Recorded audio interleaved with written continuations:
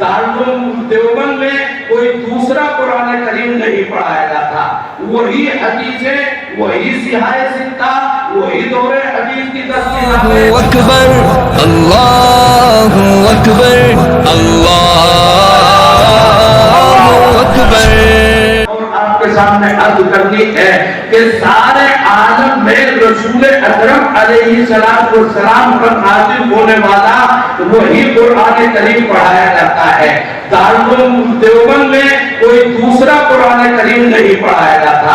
وہی حدیثیں، وہی صحاح ستہ، وہی دور حدیث کی 10 کتابیں نہ جانے دنیا کے کتنے خطوں پر پڑھائی جاتی رہی ہیں ہمیشہ سے۔ یہ کوئی بعد میں دین وجود میں نہیں آیا، یہ تسلسل ہے۔ پھر دارالعلوم دیوبند کا کیا امتیاز ہے؟ دارالعلوم دیوبند نے دنیا کو یہ بتایا ہے کہ ایک تو معقولات اور منقولات کی جامعیت، ایک طالب علم معقولات پڑھتا تھا، ایک منقولات پڑھتا تھا۔ دارالعلوم دیوبند نے طالب علموں کو دیا، پہلے اس کو معقولات پڑھائے، پھر اس کو منقولات پڑھائے۔ منقولات پڑھانے کے لیے یعنی حدیث کی کتابیں پڑھانے کے لیے حدیث کا متن الگ پڑھایا جاتا تھا، فقہ اسلامی الگ پڑھایا جاتا تھا۔ دارالعلوم دیوبند نے حدیث کے متن کی تشریحات کو لیتے ہوئے فقہ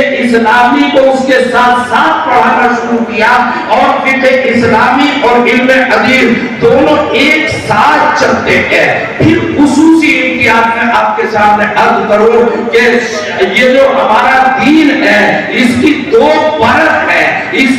کے دو پہلو ہیں، ایک ظاہری پہلو ہے، ایک باطنی پہلو ہے۔ ایک ظاہری پہلو جس کو آپ تشریع اسلامی کہتے ہیں، ایک باطنی پہلو ہے جس کو آپ تکفیر کہتے ہیں۔ میں نے آپ کے سامنے ابھی آیت پڑھی وَجَعَلَ لَكُمُ السَّمْعَ وَالْأَبْصَارَ، یہ ظاہری پہلو سے متعلق ہے، وَالْأَفْئِدَةَ یہ باطنی پہلو سے متعلق ہے۔ اللہ رب العزت نے دیوبند کو یہ کمال عطا فرمایا کہ یہاں پر تشریع اور تصور یعنی شریعت اور طریقت دونوں کی جامعیت اختیار کی گئی، اور درس حدیث کا یہ امتیاز دیوبند میں قائم ہوا۔ تو 4 منٹ کے لیے میں آپ کو شاید سبق میں بتایا ہوگا کہ حضرت مولانا محمد یعقوب صاحب نانوتوی نبر اللہ مرقدہ کو اولین صدر المدرسین دارالعلوم دیوبند، آپ نے علم حدیث میں پڑھا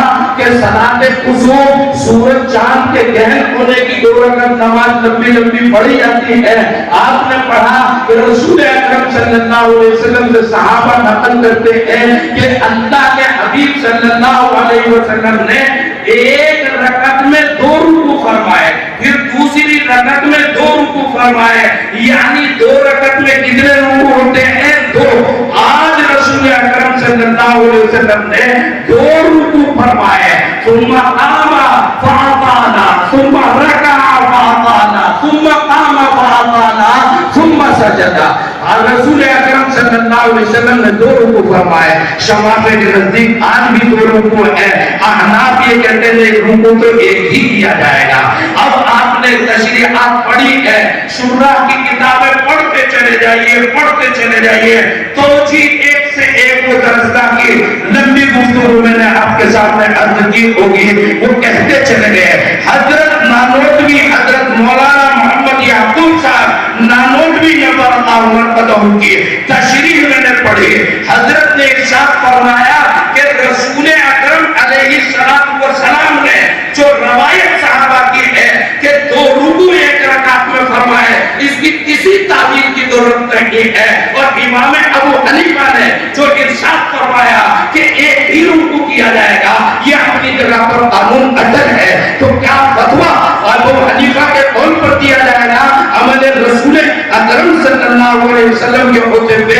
ارشاد فرمایا کہ رسول اکرم علیہ السلام کے اوپر وحی نازل ہوتی ہے، 14 طبق روشن ہوتے ہیں۔ آپ جب تقاضا انوار ربانی کا ہوتا تھا تو آپ کھڑے ہو جاتے تھے، جب تقاضا انوار ربانی کا مشاہدہ اور تقاضا ہوتا تھا تو آپ رکوع میں چلے جاتے تھے۔ آپ انوار ربانی کے متطلبات کو مقتضیات کو سمجھ رہے تھے اور آپ کے لیے قانون ہے اس لیے کہ آپ انوار ربانی کا مشاہدہ نہیں کر رہے ہیں وہ ضابطوں کی یہ ضابطوں کی بات ہے وہ رابطوں کی بات تھی بہرحال ایک تدبیر ہے ایک تصوف ہے ایک اس کی حقیقی گہرائی ہے اس کا تعمق ہے اور ایک ظاہری ضابطہ اور تشریع اسلامی ہے ابو حنیفہ نے ضابطہ بیان فرمایا ہے رسول اکرم صلی اللہ علیہ وسلم کے صحابہ نے تکبیر اور اس کے رابطے کو بیان فرمایا ہے بس شرع اگر ہوتے تو کہہ اٹھتے کہ تجلی نار کی یا نور نہ تم سمجھے نہ ہم سمجھے چلا کیوں کر یہ کوہ طور نہ تم سمجھے نہ ہم سمجھے کہنا یہ ہے کہ یہ تمام اللہ رب العزت نے دیوبند کو عطا فرمایا اور آپ کو بتاتا چلوں کہ دیوبند کی یہ علم حدیث کی اہمیت کی حامل ترجمانی اس میں سب سے بڑا کمال حضرت علامہ انور شاہ کشمیری نبر اللہ عمر قدہو کو اللہ رب العزت نے عطا فرمایا تھا آج بھی اللہ نے ان کے پوتے ہمارے محترم اور مکرم حضرت مولانا سید احمد خضر شاہ مسعودی دامن برکاتہ العالیہ صدر المدرسین ناظم مجلس تعلیمی شیخ الحدیث دارالعلوم دیوبند آپ کو ان سے تلمس کا موقع اللہ رب العزت نے عطا فرمایا ان نسبتوں کو قلیل اور بے اہم نہ سمجھ لینا آپ کو اللہ رب العزت نے دارالعلوم وقت دیوبند میں یہ کمال کی نسبتیں عطا فرمائی